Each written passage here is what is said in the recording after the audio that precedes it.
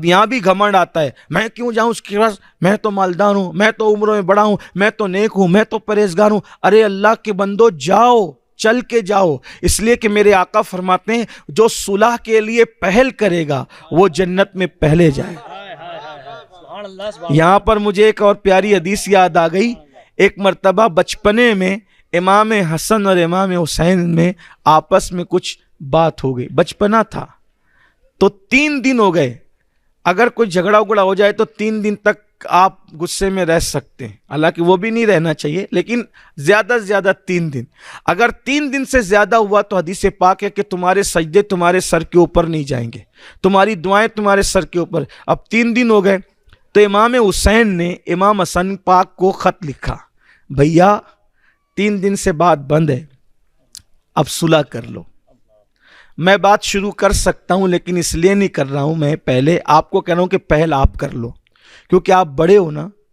اگر میں پہل کروں گا تو نانا نے فرمایا جو پہل کرے گا وہ پہلے جنت میں جائے گا، تو میں چاہتا ہوں بھیا آپ ہی شروعات کر دے، کیونکہ بڑے آپ ہیں تو آپ ہی پہلے جنت میں جائیں۔ دیکھ رہے ہیں آپ، ایک مرتبہ امام حسن اور ان کے سوتیلے بھائی میں انبن ہو گئی، حضرت محمد بن حنفیہ میں انبن ہو گئی، تو کسی نے کان بھرنا شروع کیا۔ وہی تو جب 2 بھائیوں میں اور وہ بھی سوتیلے بھائیوں میں کچھ مسئلہ ہوتا ہے تو بیچ میں چمچے گیری کرنے والے تو لوگ تیل مرچی ڈالنے والے بہت ہوتے ہیں۔ یاد رکھنا صلح کرنے والے بنو، جوڑنے والے۔ سوتیلے بھائیوں میں اختلاف تھا، یعنی ہو گیا تھا حضرت امام حسن اور حضرت محمد بن حنفیہ، لوگوں نے تیل مرچی ڈالنا شروع کیا۔ محمد بن حنفیہ نے فرمایا چپ رہو، میرا بھائی حسن ایسا نہیں ہے، وہ حسن حسن ہے۔ حسن کا مطلب کیا ہوتا ہے؟ اچھا۔ حسن کا مطلب کیا ہوتا ہے؟ یہی تو اہل بیت کی شان ہے، میرا بھائی حسن حسن ہے۔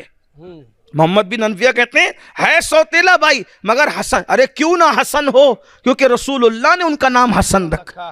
حسن کیوں نہ، حضور نے ان کا نام حسن رکھا ہے۔